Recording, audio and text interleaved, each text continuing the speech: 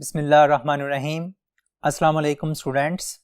I am your class teacher Sultan Mahmood and I will be teaching you today geometric mean and harmonic mean merits and demerits and their properties. So हम अपना lecture start करते हैं merits and demerits and properties of geometric mean and harmonic mean.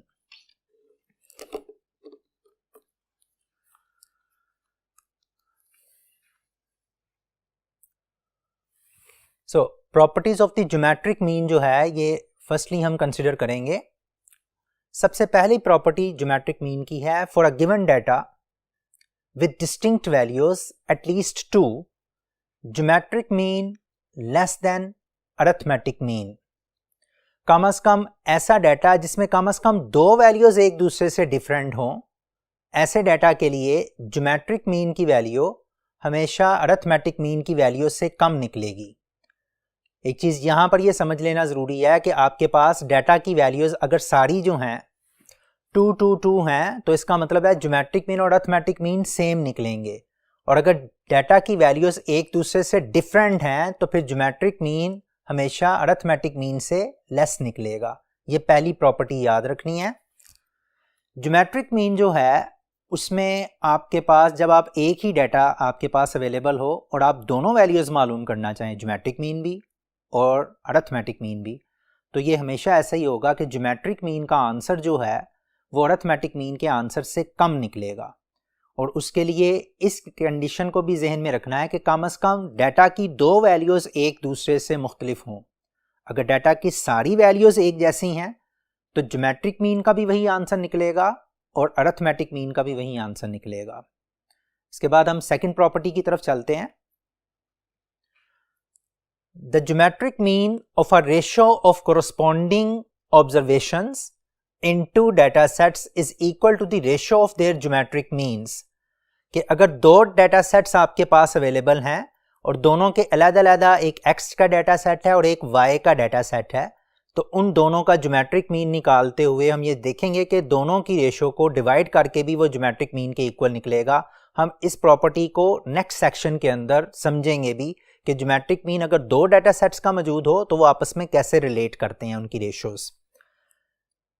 तीसरी property है if G1 and G2 are geometric mean of two data sets then their combined geometric mean is given by antilog of n1 log of G1 plus n2 log of G2 divided by n1 plus n2.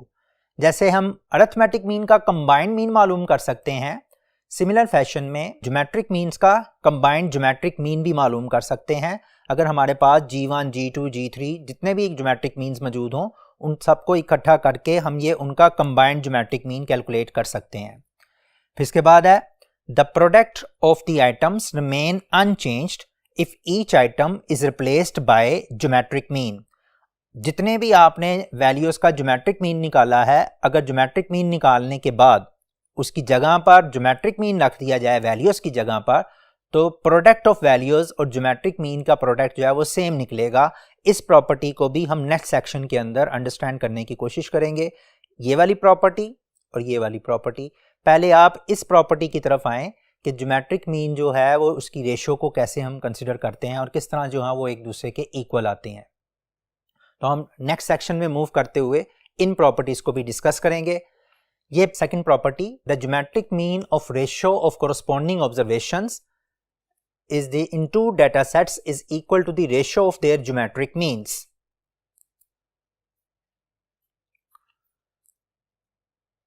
Students, second property को prove करने के लिए मैंने x की और y की दो series जो हैं वो मैंने कंसिडर की हैं और दोनों के ज्योमेट्रिक मीन मैं अलग-अलग से कैलकुलेट कर सकता हूं. मसलन मैं x की ज्योमेट्रिक मीन भी अलग कैलकुलेट कर सकता हूं और y का ज्योमेट्रिक मीन भी अलग कैलकुलेट कर सकता हूं. आप ये देखें कि इन दोनों के ज्योमेट्रिक मीन्स को अगर मैं अलग कैलकुलेट करता हूं तो x सीरीज का ज्योमेट्रिक मीन देखना ज़रा. देखें, ज्योमेट्रिक मीन की बेसिक डेफिनेशन मैंने आपको बताई थी लास्ट टाइम कि जितने भी नंबर्स अवेलेबल हैं उन तमाम का प्रोडक्ट ले लें, यानी कि उन तमाम को मल्टीप्लाई कर दें. अगर मैं 1 3 और 9 को मल्टीप्लाई करूंगा तो मेरा आंसर आ जाएगा 27 और पावर मैं इसकी ले लूंगा, तीन नंबर्स हैं 1 2 3. My answer will be equal to 3। इसका मतलब है कि x की वैल्यू उसका जो ज्योमेट्रिक मीन है वो 3 निकल आया। इसको मैं ज्योमेट्रिक मीन, ब्रैकेट में मैंने x लिख दिया है, ये मुझे पता चल गया कि ज्योमेट्रिक मीन x की वैल्यूज का है। सिमिलरली अगर मैं y की वैल्यूज का ज्योमेट्रिक मीन मालूम करना चाहता हूं तो y की वैल्यूज का भी ज्योमेट्रिक मीन मालूम किया जा सकता है। यहां पर मैं लिख रहा हूं geometric mean of y। y की वैल्यूज का ज्योमेट्रिक मीन मालूम करने के लिए इन तीनों का प्रोडक्ट लें, 2 multiplied by 4 multiplied by 8, 2 4 the 8, 8 multiplied by 8 64, 64 raise to power 1 by 3 करेंगे, योर आंसर विल बी 4। अब ये ज्योमेट्रिक मीन x की वैल्यूज का भी निकल आया, ज्योमेट्रिक मीन y की वैल्यूज का भी निकल आया। अब जो है अगर हम इनकी रेशो लें, जैसे सेकंड प्रॉपर्टी में डिस्कस किया है अभी हमने, जब मैं इसकी रेशो लेता हूं तो 1 divided bye 2, 3 divided by 4, 9 divided by 8।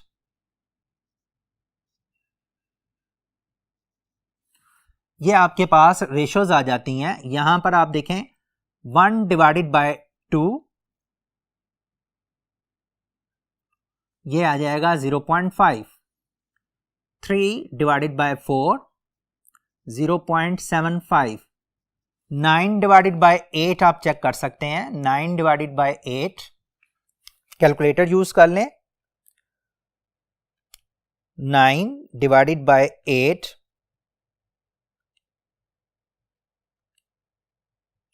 will give you 1.125, 1.125। अब देखें मेरे पास ये नया डेटा सेट निकल आया, मैं इसका ज्योमेट्रिक मीन मालूम कर रहा हूं। दूसरे लफ्जों में मैं x और y की रेशो का ज्योमेट्रिक मीन मालूम कर रहा हूं, geometric mean of x and y, x y ratio का ज्योमेट्रिक मीन। मैं इन तीनों नंबर्स को मल्टीप्लाई करूंगा, यानी कि 0.5 मल्टीप्लाइड बाय 0.75 मल्टीप्लाइड बाय 1.125।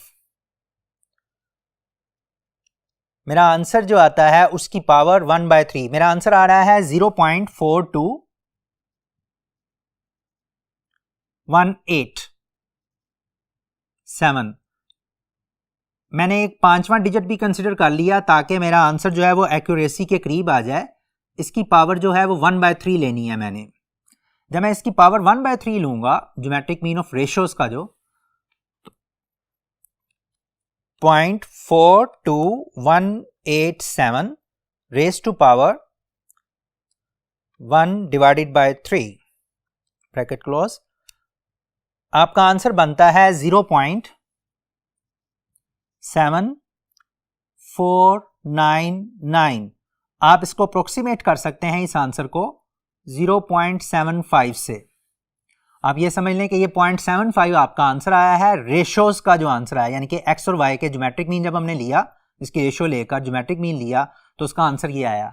अगर आप एक्चुअल ज्योमेट्रिक मीन्स को आपस में डिवाइड करेंगे, x का ज्योमेट्रिक मीन ये था, y का ज्योमेट्रिक मीन ये था, तो अगर मैं इन दोनों ज्योमेट्रिक मीन्स को डिवाइड करूं आपस में तो मेरे पास आंसर आता है 3 divided by 4 is equal to 0.75। So this is the proof of the property कि आप अगर अलग-अलग से ज्योमेट्रिक मीन लेंगे, इस डेटा सेट का अलग, इस डेटा सेट का अलग, और फिर इन दोनों की रेशो ले लेंगे 3/4, जैसे मैंने इन दोनों ज्योमेट्रिक मीन्स की रेशो ले ली है 3/4, तो मेरा आंसर जो निकलेगा वो इनके इंडिविजुअल रेशियोज का भी ज्योमेट्रिक मीन लेकर वही आंसर आएगा। ये देखें दोनों आंसर जो हैं वो एक दूसरे के करीब हैं, 0.75 है और ये भी 0.75 है। यहाँ पर 49 था, मैंने राउंड ऑफ करके उसको 75 कर दिया, क्योंकि हमने सारे डेसिमल्स नहीं लिए थे, इस वजह से ये माइनर सा डिफरेंस आपको नजर आ रहा है। सो एक चीज तो हमारी ये प्रॉपर्टी प्रूव हुई कि ज्योमेट्रिक मीन जो है वो आपका रेशियो का ज्योमेट्रिक मीन अलग-अलग ज्योमेट्रिक मीन के इक्वल निकलता है अगर वो रेशियो को अलग-अलग देखा जाए। ये भी 0.75 है और इधर भी 0.75 है।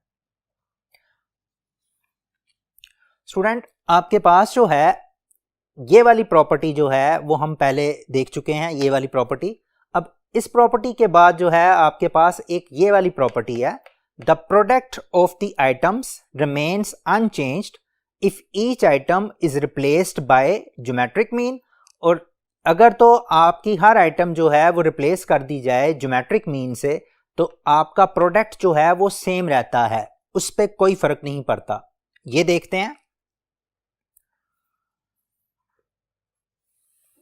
आपने इस वैल्यू का ज्योमेट्रिक मीन लिया 139, ये आपका 27 निकल आया, आपका आंसर आ गया 3।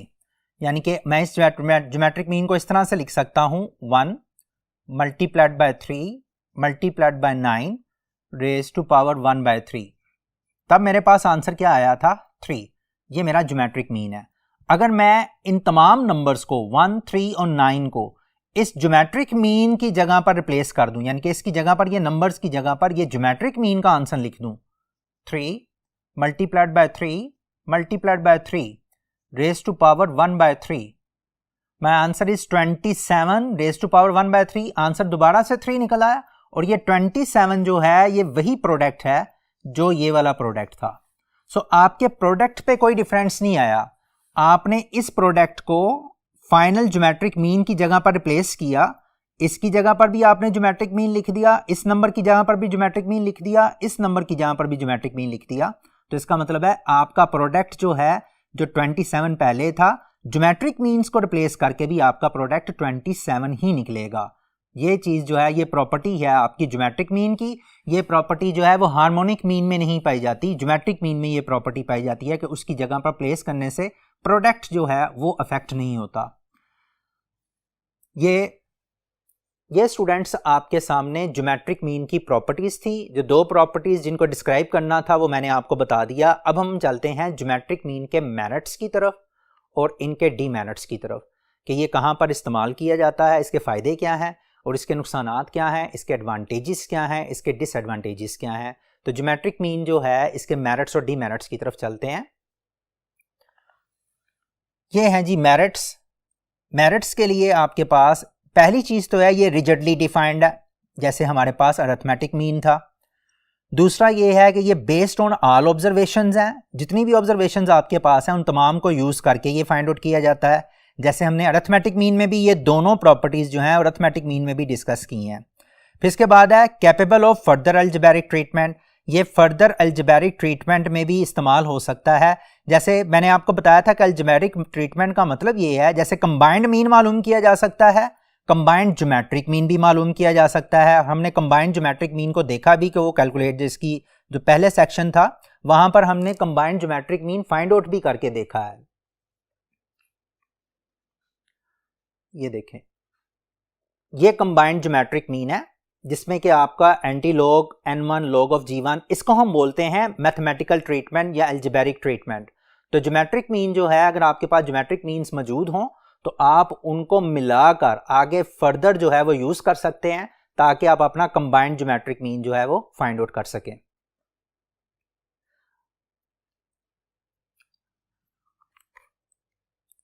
इसके बाद है frequently used average for averaging ratios and percentages. Student, finance के अंदर और रूटीन में जो, जैसे हमने इन्फ्लेशन रेट्स अगर निकालना है, फाइनेंस के अंदर भी आपके पास रिटर्न रेट ऑफ रिटर्न्स निकालना है, परसेंटेजेस बहुत यूज़ होती हैं, तो ज्योमेट्रिक मीन का इस्तेमाल बहुत ज़्यादा किया जाता है। हमारे आगे स्टैटिस्टिक्स के अंदर जो चैप्टर्स आएंगे, एक चैप्टर होगा इंडेक्स नंबर्स का चैप्टर, उसमें भी हम परसेंटेजेस निकालेंगे और इंडेक्स नंबर्स के लिए जो मोस्ट सुटेबल एवरेज होती है वो आपका ज्योमेट्रिक मीन होती है। तो इंडेक्स नंबर में भी ज्योमेट्रिक मीन यूज़ किया जाता है, रेट ऑफ ग्रोथ के लिए भी ज्योमेट्रिक मीन यूज़ किया जाता है, इसकी रेट को डिक्रीज़ करने में, इंक्रीज़ करने में ये बहुत ज़्यादा इस्तेमाल होता है, इसलिए ये बड़ी इफेक्टिव और फ्रिक्वेंटली यूज जो है वो एवरेज है। ये आपके ज्योमेट्रिक मीन के मेरिट्स थे। अब देखें इसके डीमेरिट्स क्या हैं।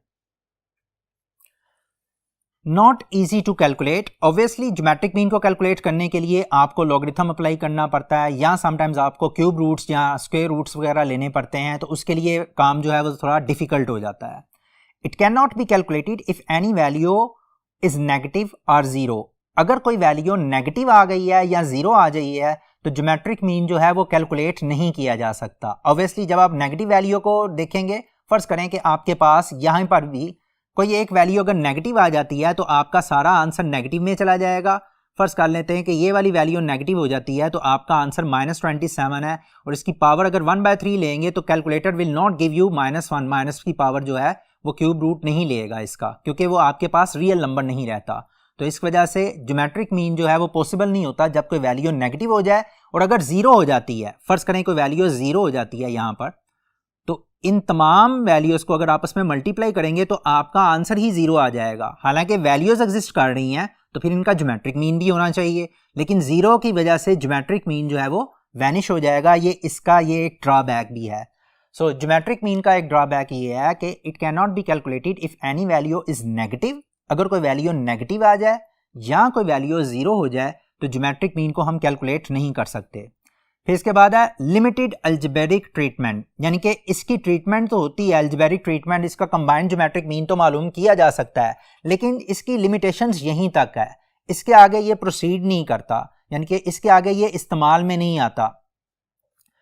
ज्योमेट्रिक मीन के मुकाबले में हमारे पास अरिथमेटिक मीन जो है वो आगे उसकी अलजेब्रिक ट्रीटमेंट बहुत ज़्यादा है। आगे हमारा एक इन्फ्रेंशियल स्टैटिस्टिक्स का एक कोर्स होता है, वहाँ पर अरिथमेटिक मीन को बहुत ज़्यादा इस्तेमाल किया जाता है अपनी डिसीजन मेकिंग के लिए, जबकि ज्योमेट्रिक मीन के साथ ऐसा नहीं है। ज्योमेट्रिक मीन ज़्यादा से ज़्यादा जो है वो 2-3 ज्योमेट्रिक मीन मिलकर एक कंबाइंड ज्योमेट्रिक मीन जो है वो तश्कील दे सकते हैं। इसके अलावा जो है आगे ज्योमेट्रिक मीन की जो है कैलकुलेशन प्रोसीजर में आगे वो हमारे काम नहीं आता, किसी और एनालिसिस के लिए या किसी और डिसीजन मेकिंग के लिए कंबाइंड होकर जो है वो आगे मूव नहीं करता।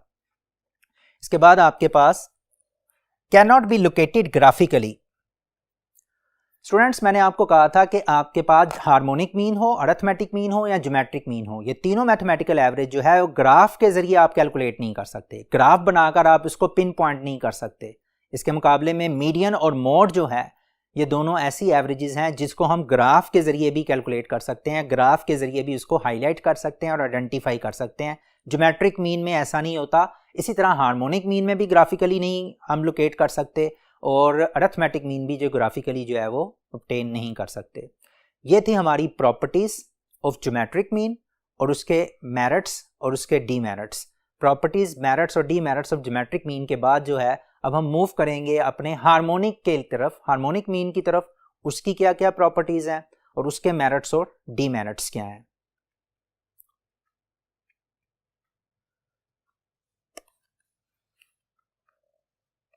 Students, properties of the harmonic mean में आप देखें, harmonic mean is smaller than geometric mean and arithmetic mean. Harmonic mean की एक प्रॉपर्टी ये है कि ये सबसे छोटा है। आप इसे ये कह सकते हैं कि अगर एक ही डाटा में आप तीनों एवरेजेस फाइंड आउट करें, ज्योमेट्रिक मीन भी फाइंड आउट कर लें उसी डाटा का, अरिथमेटिक मीन भी फाइंड आउट कर लें उसी डाटा का और हार्मोनिक मीन भी फाइंड आउट कर लें उसी डाटा का, तो आप ये ऑब्जर्व करेंगे कि हार्मोनिक मीन की वैल्यू जो है वो सबसे छोटी निकलेगी। और इसके लिए भी यही कंडीशन है कि कम से कम दो वैल्यूज़ जो हैं वो एक दूसरे से डिफरेंट हों।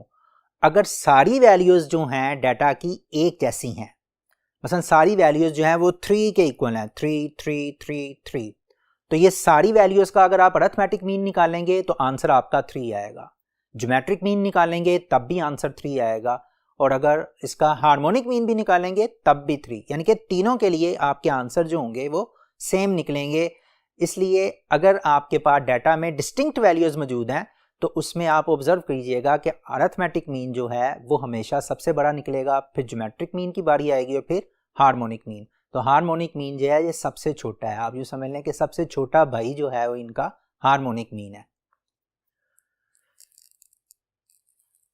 नेक्स्ट है जी आपका, if a set of data has n1 values with harmonic mean h1 and other set of data has n2 values with harmonic mean h2, then we can find combined harmonic mean of both sets by the formula. Combined harmonic mean आप calculate कर सकते हैं अगर आप ये फार्मूले आपके जहन में है, n1 plus n2 divided by n1 over h1 n2 over h2, यानी कि n1 n2 जो है वो नंबर ऑफ वैल्यूज हैं और h1 h2 हैं वो दोनों के अलग-अलग से हार्मोनिक मीन है, तो उसको कंबाइन किया जा सकता है। इसको हम बोलते हैं फर्दर मैथमेटिकल ट्रीटमेंट। ये अरिथमेटिक मीन में की भी खूबी पाई जाती है, उसका भी कंबाइन निकाला जा सकता है, ज्योमेट्रिक मीन का भी कंबाइंड निकाला जा सकता है और हार्मोनिक मीन का भी कंबाइंड हार्मोनिक मीन कैलकुलेट किया जा सकता है इस फार्मूले को यूज़ करके।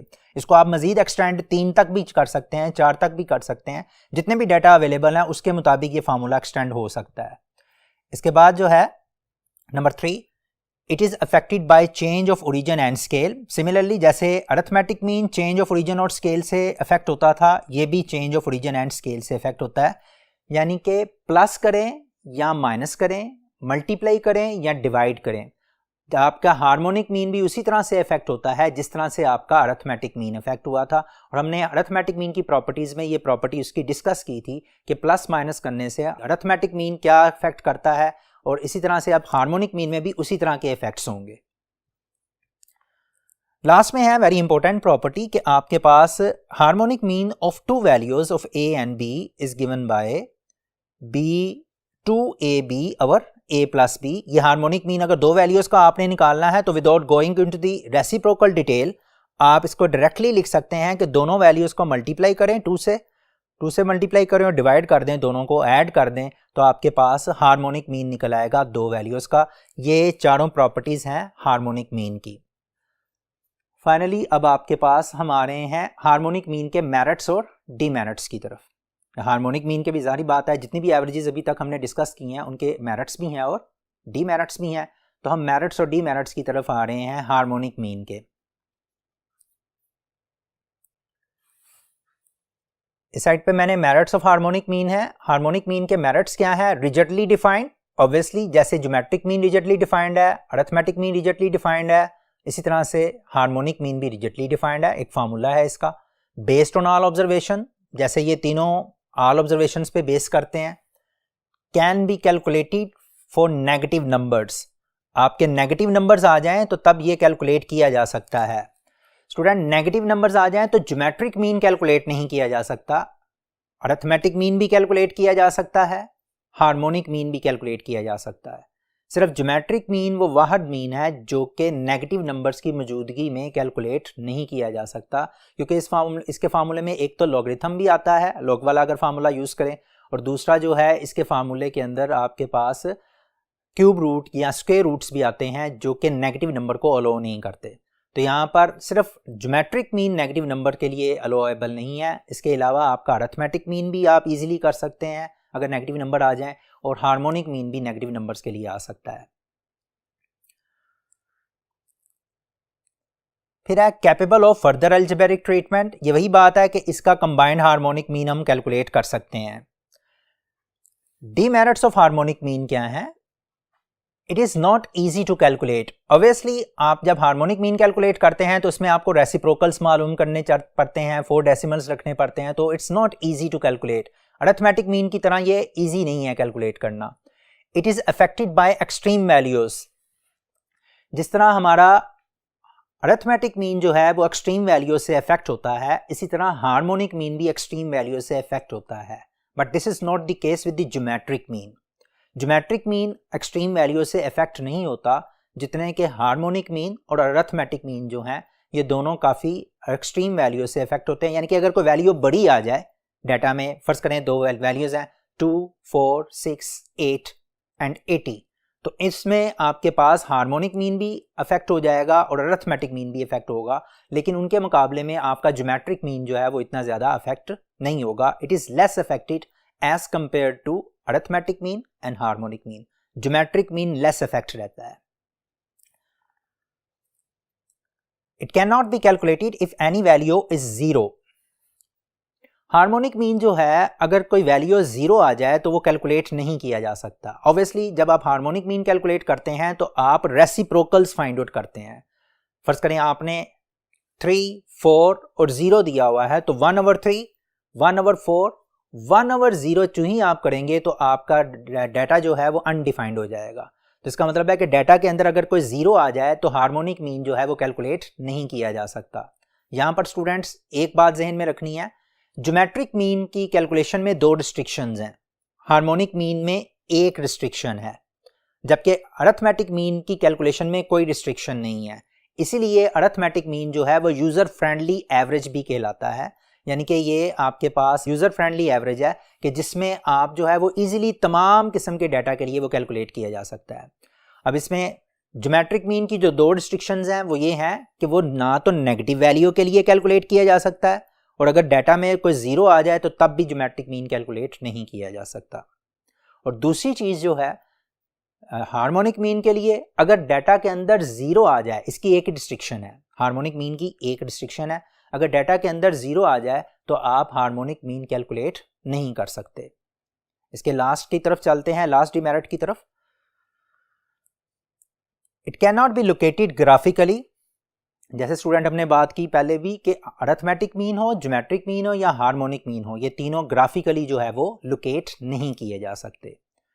अब इसमें अगर हम फाइनली देखें तो हमारे पास जो है ज्योमेट्रिक मीन, अरिथमेटिक मीन और हार्मोनिक मीन का जो फाइनल रिलेशनशिप है, इन तीनों के दरमियान जो रिलेशनशिप है वो मैं लिखने लगा हूँ। उस रिलेशन को आपने ऑब्जर्व करना है इन प्रॉपर्टीज़ को स्टडी करते हुए। फाइनली अगर हम ये लिखें, देखें फाइनल जो है इनके रिलेशनशिप कैसे इनके आपस में है।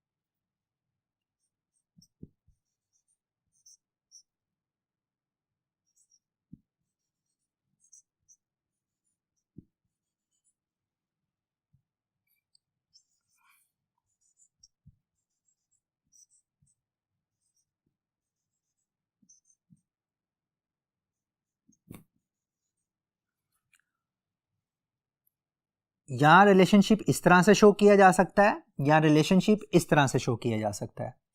इस रिलेशनशिप से हमें यह पता चल रहा है कि harmonic mean is less than और equal to geometric mean and geometric mean is less than और इक्वल टू अरिथमेटिक मीन।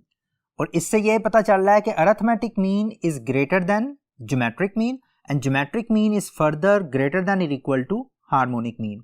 दोनों तरह से ये रिलेशन जो है आप याद कर सकते हैं, चाहे हार्मोनिक मीन लेसर के साइन के साथ याद कर लें, चाहे अरिथमेटिक मीन ग्रेटर के साइन के साथ आप याद कर लें। ये इक्वल टू का साइन मैंने इसलिए लगाया है कि अगर डाटा की वैल्यूज सेम हो तो फिर तीनों एवरेजेस सेम निकलेंगी। ये नोट भी साथ में याद रख लेना, if all values of data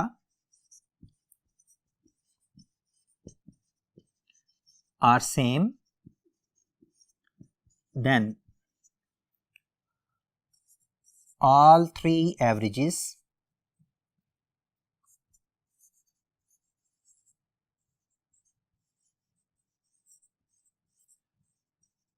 have same answer.